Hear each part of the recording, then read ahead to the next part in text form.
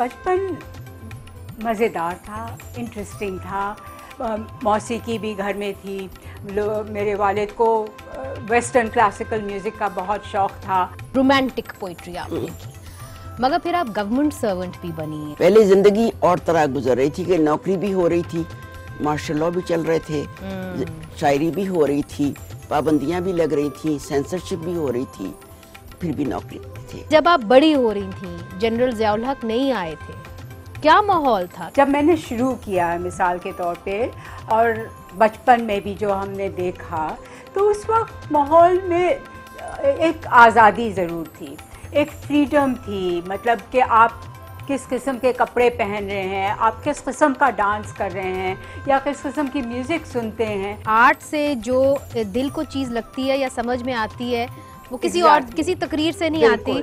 1578 article internationally मेरी शायरी के हवाले से लिखे गए, इंटरनेशनली, जो एकेडमिया में शामिल हैं। तो हम अपने मुल्क में जैसे भी हैं खुश हैं, ठीक है। तो नाजरीन, आज इस स्पेशल ईद के मौके के ऊपर हमारे साथ हैं शीमा किरमानी साहिबा, जो एक आर्टिस्ट हैं, एक डांसर हैं और एक सोशल एक्टिविस्ट हैं। किश्वर नाहीद साहिबा, जो एक सोशल एक्टिविस्ट हैं, शायरा हैं, बहुत मशहूर शायरा हैं, मुसन्निफ़ा हैं। और पिछली दफ़ा जब चांद रात पे हमने बात की, तो बात यहाँ पे आके ख़त्म की हमने कि जब भी कोई सक्सेस स्टोरी होती है, उसके पीछे एक बहुत बड़ी स्ट्रगल होती है, और ख़ास तौर पे ख़वातीन के लिए पाकिस्तान जैसे मुल्क में जो स्ट्रगल है वो ज़्यादा जो होती है सख्त होती है।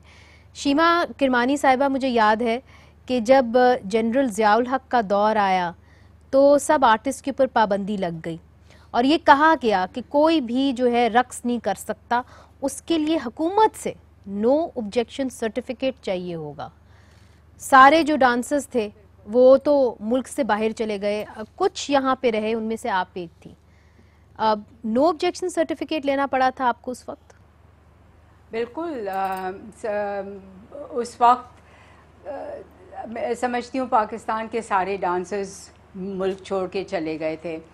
मैंने ये तय किया कि ये तो मेरा एक बुनियादी हक है कि मैं अगर चाहती हूँ डांस करना, तो क्यों कोई मुझे रोकेगा। जिसको नहीं अच्छा लगता है वो ना आए देखने के लिए, किसी के पर कोई मजबूरी नहीं है, कोई ज़बरदस्ती नहीं है।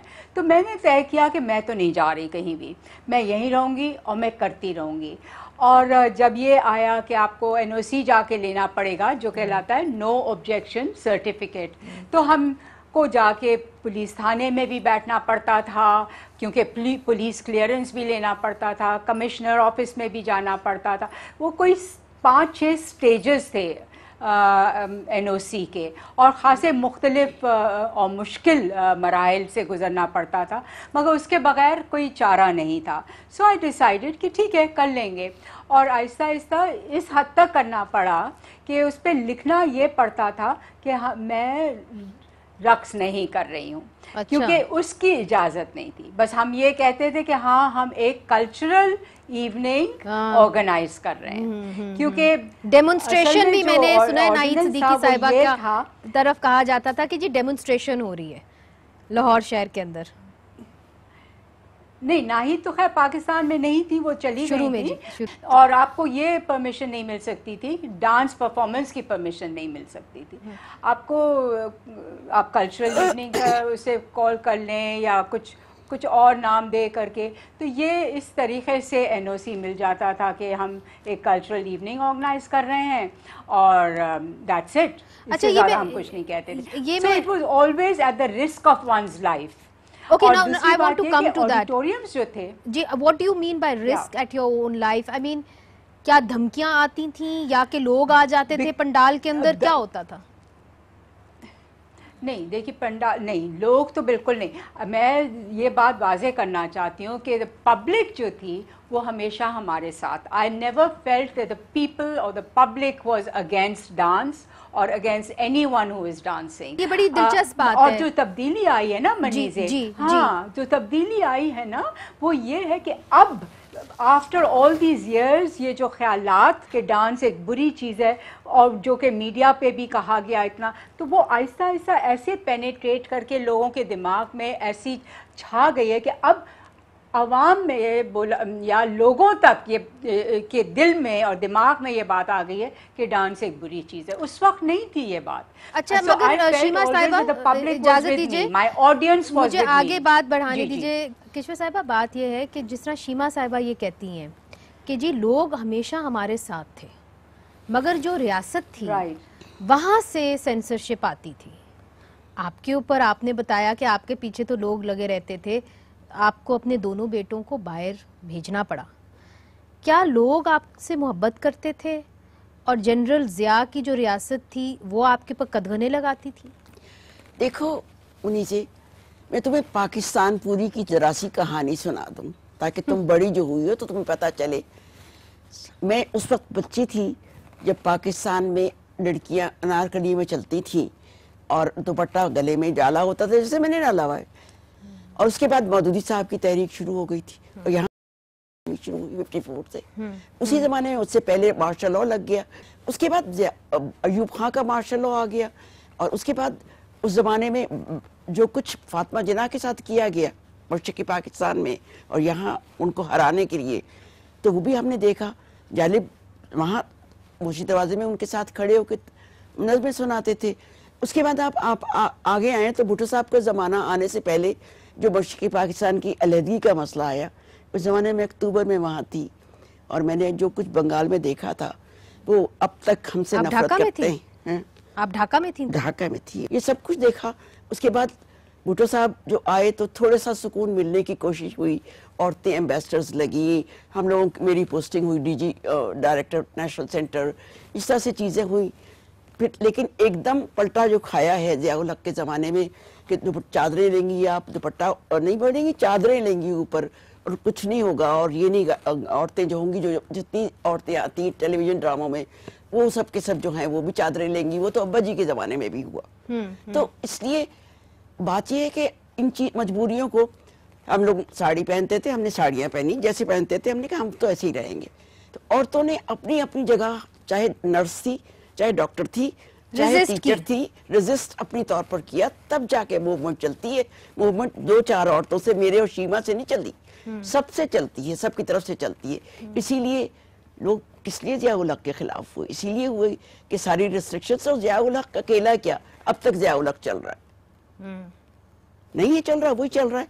आज भी आप जो हैं कोई बात, इस्लामिक आइडियोलॉजी काउंसिल मौजूद है, उसमें पहले 3 औरतें होती थी, आज एक भी औरत नहीं है और उसमें कोई औरत का सवाल भी नहीं उठ रहा। वुमेन कंट्रीब्यूशन का जो एक बड़ा इदारा बना था उसमें 2 साल से कोई औरत नहीं है। तो आप समझती हैं कि मजीद जो स्पेस है वो सुखड़ी है औरतों के लिए? पाबंदियां और हो रही हैं, हम कंफ्यूजन का शिकार हैं। हमें समझ भी नहीं आती कि हमने सऊदी बनना है, हमने इराकी बनना है, हमने मिस्री बनना है कि हमने ईरानी बनना है। हमारे अंदर मुसलमान वो नहीं है जो असली मुसलमान होता है। अगर हमारे अंदर मुसलमान होते बहुत तो ना हमारे यहाँ स्मगलिंग होती, ना हमारे यहाँ ड्रग्स होती, नहीं वो तो बात है, मिलावट ना होती, ये सब चीजें नहीं होती। मगर जो आप दोनों की बातों से मुझे लग रहा है वो ऐसा लग रहा है कि जब भी पाकिस्तान के अंदर आमरीत आई या कोई ऐसा निज़ाम आया जो ज़्यादा कंजर्वेटिव था, उसका बराह रास्त असर जो है वो ख़वातीन की ज़िंदगियों के ऊपर पड़ा और ख़ास तौर पे उन ख़वातीन की ज़िंदगियों के ऊपर पड़ा जो प्रोफेशनल्स थीं या जो आज़ादी इजहार राय में यकीन रखती थीं या इजहार करती थीं, जिस तरह के आप और शीमा साहिबा। नाज़रीन इधर एक छोटा सा वक्फा शामिल करते हैं, वक्फे के बाद फिर से हाजिर होते हैं।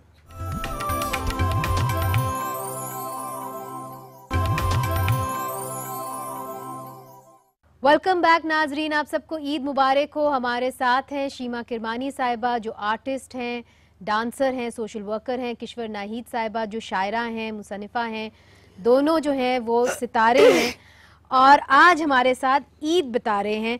शीमा साहिबा आपकी जानिब आऊँगी, आपने जो अपना डांस है, अपना आर्ट है, आपने उसको तब भी इस्तेमाल किया जब मुल्क जो है वहाँ पे धमाके हुए या आप समझे ट्रेजेडीज़, बहुत बड़ी ट्रेजेडीज़ हुई।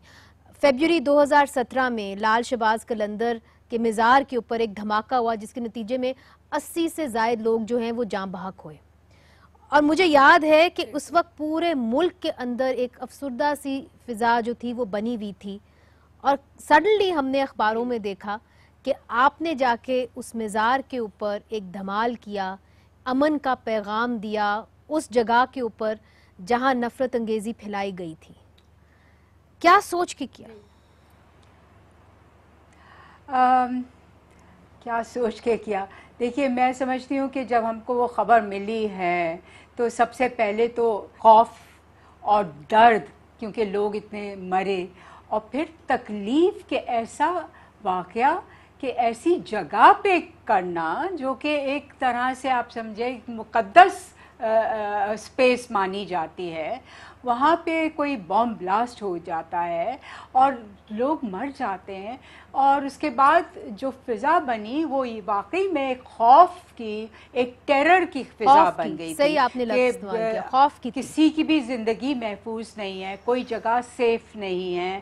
اور دوسری بات یہ کہ کیا ہوتا ہے، دیکھیے اس جگہ پہ مزاروں میں شرائنز پہ جو دھمال کیا جاتا ہے وہ وہاں پہ عورتیں بھی ہوتی ہیں، اور ایک فریڈم اور ایک لبرٹی، ایک آزادی سے وہ اپنا دھمال کرتی ہیں، اور بہت ساری عورتیں اور بچے جو تھے وہ جاں بحق ہوئے تھے، اور بچے بھی بالکل بالکل.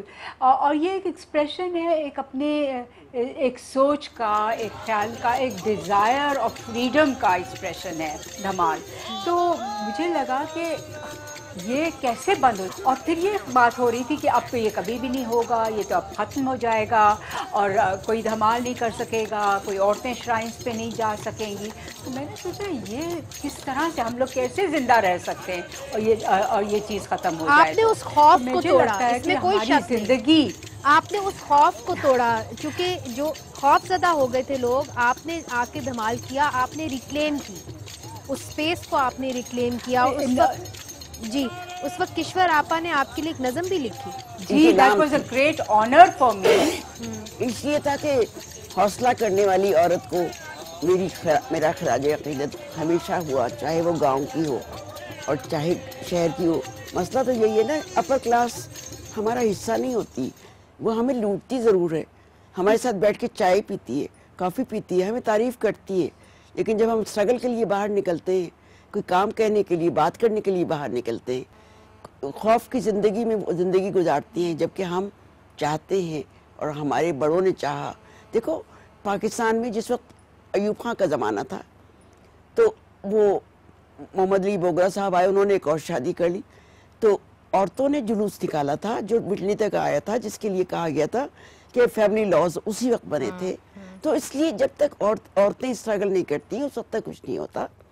بیگم شاہ نواز گئی تھی لندن کانفرنس میں، انہوں نے اٹینڈ کی تھی، تبھی عورتوں کے بارے میں بہت سے کانسیپٹ جو تھے وہ دھلے تھے. اسی طرح دنیا میں جتنا جہاں کہیں عورت نے کام کیا ہے، بے نظیر نے جب کام کیا، بے نظیر سے پہلے بیگم بھٹو نے کام کیا. اس کے علاوہ کام کرنے کے لیے تمہاری ماں نے بڑا اچھا کام کیا، اور ہم اکٹھے تھے کام کرنے میں، اور جب تک زندہ رہی ہم اکٹھے ہر کام پہ کرتے رہے. اصل چیز یہ ہے کہ کیوں کیا تکلیف تھی؟ تمہیں یہ سوال پوچھنا چاہیے آپ لوگوں کو، تکلیف کیا تھی؟ ہمیں تکلیف یہ تھی کہ ایوب خان کے زمانے میں مارشل لاء کے اس میں آنے میں اخبار وہ نکلتا تھا جو اور ایوب خان چاہتے تھے 2 صفحے کا اخبار جس میں دنیا کی خبریں نہیں ہوتی تھی، من پسند خبریں ہوتی تھیں. من پسند خبریں ہوتی تھی. اس طرح سے آپ شعر پڑھنے کے لیے ریڈیو پہ جاتے تھے تو آپ کو پہلے ریڈیو والا چاہے اسے شعر پڑھنا آتا ہو یا نہ آتا ہو وہ چیک کرتا تھا، اس پہ کہتا تھا چیک، اس کے بعد آپ اور آپ نے تو ریڈیو میں کام کیا ہے. ہاں، میرے اوپر ایک مضمون لکھا تھا اخبار میں یونس احمد نے کہ میری شاعری کیا ہے، تو اخبار کا پورا صفحہ سینسر تھا اور میری تصویر جہاں تھی وہ بھی سینسر تھی، صرف بیچارے رائٹر کا نام یونس احمد تھے، بنگالی تھے، ان کا نام لکھا ہوا تھا. تو ہم نے یہ سارے معاملے مرحلے دیکھے ہوئے ہیں اور دیکھے ہوئے تھے، اور سینسر کے زمانے میں میں ماہ 9 میں تھی، تو میں نے تو اتنا زمانہ دیکھا ہے کہ مجھے پتا ہے کس طرح سے لے کے جاتے تھے کہ اگر رات کا لفظ آ گیا ہے، یہ رات کا لفظ آ گیا، اس کا مطلب یہ بس ذہن خراب ہے نا، رات کا لفظ. مگر دیکھیے کیا وقت بدلا شیما جی، آپ سمجھتی ہیں کہ اس وقت سے لے کے اب تک माहौल ज़्यादा खुला है, बेहतर हुआ है ख़वातीन के लिए, या आप समझती हैं कि नहीं नहीं हम फिर से सेंसरशिप की तरफ जा रहे हैं, फिर ज़मीन तंग हो रही है, फिर आज़ादी इज़हार राय पर कदगने लग रही हैं? असल में हुकूमतें जो हैं आंख बिचौली खेलती हैं। अच्छा, ये इनसे पूछते हैं कि हुकूमतें, किश्वर साहिबा कहती हैं कि हुकूमतें जो हैं वो आंख मचोली खेलती हैं। मैं समझती हूँ कि इतने अरसे में असल में औरतों के लिए स्पेस और कम हो गई है। पहले हम लोग सड़क पे निकलती थीं, पैदल चल के, बस में बैठ के मुख्तलिफ़ जगहों पे जाती थीं। अब बहुत मुश्किल हो गया। अव्वल तो बसेस ही ख़त्म हो गई हैं शहरों में। मोबिलिटी इतनी एक मुसीबत हो गई है औरतों के लिए, एक जगह से दूसरी जगह जाना। फिर जो सड़कों पे तंग किया जाता है और जो नज़रों से देखा जाता है, तो और फिर ये कि पार्क्स में भी औरतें अब कम दिखाई देती हैं क्योंकि हर जगह पे हैरेसमेंट और अब्यूज़ बढ़ गया है औरतों का। तो औरतों की स्पेस बिल्कुल स्क्वीज़ हो गई है। हमारे फ्रीडम और एजेंसी ख़त्म होती जा रही है क्योंकि ये एक इजहार है इस बात का कि औरत इस माशरे में आप उसको और पीछे गो के, मैं समझती हूँ कई कदम आगे बढ़े हैं, मगर बहुत बड़ी तादाद में हमको पीछे भी ढकेला जा रहा है।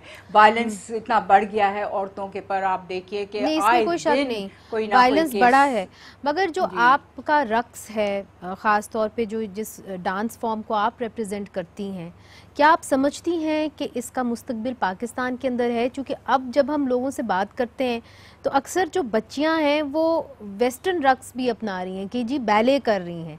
बड़ी कम बच्चियां मिलती हैं जो ओडिसी कर रही हों, भारतनाट्यम कर रही हों, कथक कर रही हों। क्या इसको एक फॉरेन कल्चर के तौर पे देखा गया है और उसे अब धुतकार दिया गया है कि ये हम नहीं करेंगे? एब्सोल्युटली मैं समझती हूँ जो भी हमारी क्लासिकल हेरिटेज है, हमारे जो क्लासिकल आर्ट्स हैं वो ख़त्म हो रहे हैं।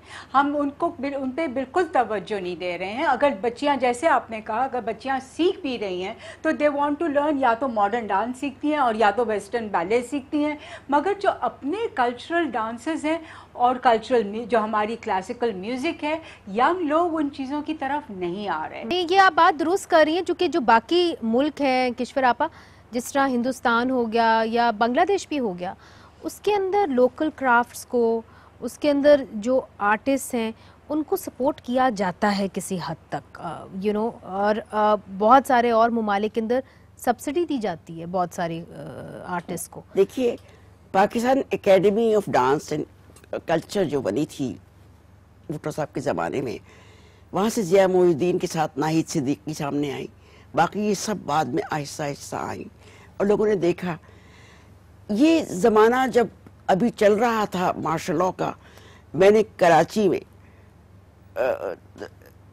डांस फेस्टिवल किया और लोग आए और इतने आए कि मिनिस्टर्स तक जो थे वो दीवार के साथ लग के खड़े थे।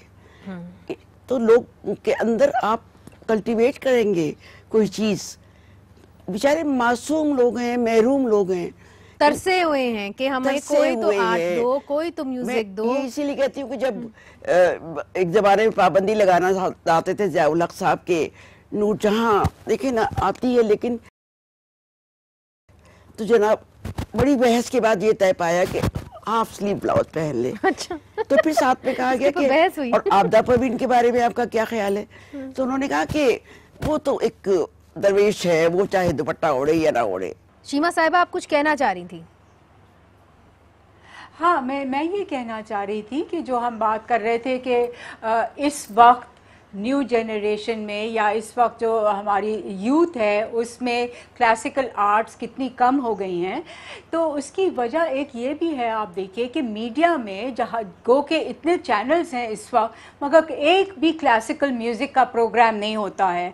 तो जब तक आप इन चीज़ों को लोगों के सामने नहीं लाएंगे, how are they suppose to understand it और अप्रिशिएट इट?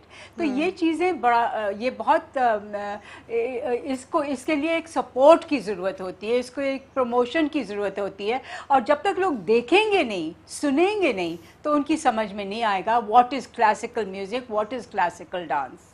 नाज़रीन, एक छोटा सा वक्फा लेते हैं, वक्फे के बाद हाजिर होते हैं। कहीं ना जाइएगा, हमारे साथ हैं किश्वर नाहिद आपा और शीमा किरमानी।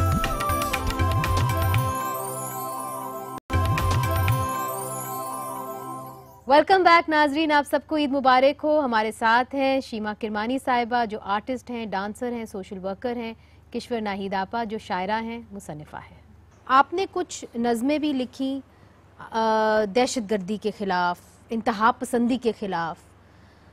कैसे देखती हैं आने वाला जो वक्त है, क्या लेके आएगा हमारे लिए? अफ़गानिस्तान से इनखला हो रहा है ट्रूप्स का, यहाँ पे फिर क्या दहशतगर्दी की लहर आएगी और उसको रोकने के लिए क्या शीमा किरमानी जैसी ख़वातीन, आप जैसी ख़वातीन जो अमन की बात करती हैं अपनी आर्ट के ज़रिए, उनकी जगह तंग होगी और मसाइल होंगे?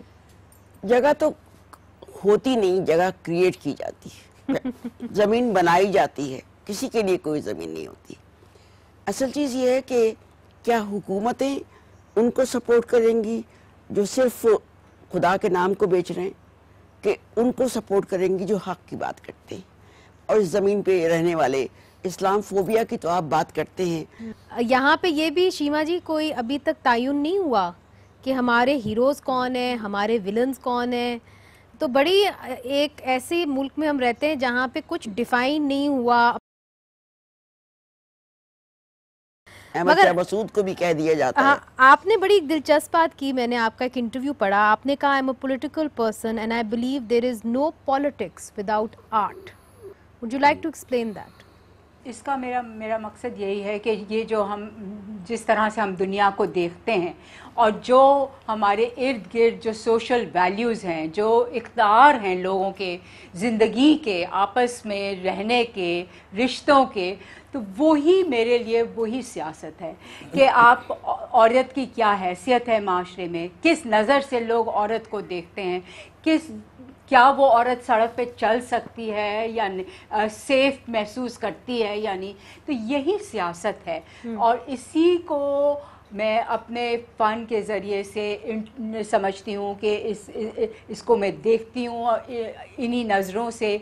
और आर्ट और पॉलिटिक्स अलहदा नहीं है। और जो आप अपना रक्स करती हैं उसके अंदर मैंने ये भी पढ़ा, आपने कहा कि देखिए पुराने ज़माने में जब लोग बात नहीं कर सकते थे, लैंग्वेज नहीं थी, तो लोग रक्स करके ही एक दूसरे से बात करते थे। तो ये एक बुनियादी तरीका है एक दूसरे से कम्युनिकेशन का। बिल्कुल, एब्सोल्युटली एब्सोल्युटली। किश्वर साहिबा, आप इशारा करके बात छोड़ देती हैं। आपने रूमी का हवाला क्यों नहीं दिया, जिसको आज तक हज़ारों लोग सिर्फ उसका डांस देखने के लिए आते हैं? आपने खुसरो का हवाला क्यों नहीं दिया? आपके पास तो बहुत मिसालें हैं। आपको तो इस बड़े सगीर में इतनी मिसालें मिल जाएंगी। हमने कभी मजहब को समझने की कोशिश नहीं की। इनकी वजह से हमारे निसाब में भी गड़बड़ हुई। आप कहती हैं हमारे हीरोज कौन हैं? असल में बात यह है कि हम लोगों की जहालत और मासूमियत दोनों इकट्ठी हो गई। अच्छा, अब बात को लपेटते हैं। आज एक ऐसा दिन है जहां हम सब एक दूसरे के साथ बैठ के कुछ शेर व शायरी करते हैं, कोई नज़म पढ़ देते हैं, कोई शीमा किरमानी साहिबा की कोई रक्स देख लेते हैं। तो अगर आप कोई नज़म पढ़ना चाहें अपनी, या कोई कुछ कहना चाहें जो आपकी पसंदीदा नज़म तो बहुत कुछ होता है, लेकिन ये चीज़ है कि मैंने नज़मों के हवाले से और कॉलमों के हवालों से और किताबों के हवाले से जो औरतों पर रिसर्च की है, वो हवाला है हमारी औरतों की तारीख़ का और इस चीज़ का कि रसूलुल्लाह खंसा की शायरी को बहुत पसंद करते थे। रसूलुल्लाह ने कहा था कि हज़रत बिलाल की क़िरात किस लिए पसंद है कि वो एक कमाल मंजिल पे जाके ख़त्म होती है।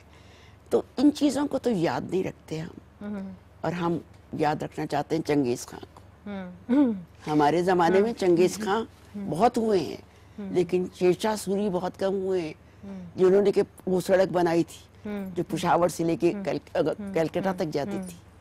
तो नज़म सुनना चाहती मैं तो नज़म सुनना चाहती हूँ। मेरे ख्याल में शीमा साहिबा भी नज़म सुनना चाहती। कभी हाथ पे मेहंदी दिखला कर, कभी हाथ पे मेहंदी दिखला कर, मेरे चेहरे पे हल्दी मल्दी, कभी बेगम नाम पहनवा कर, मेरी जात खटोली गुम करती।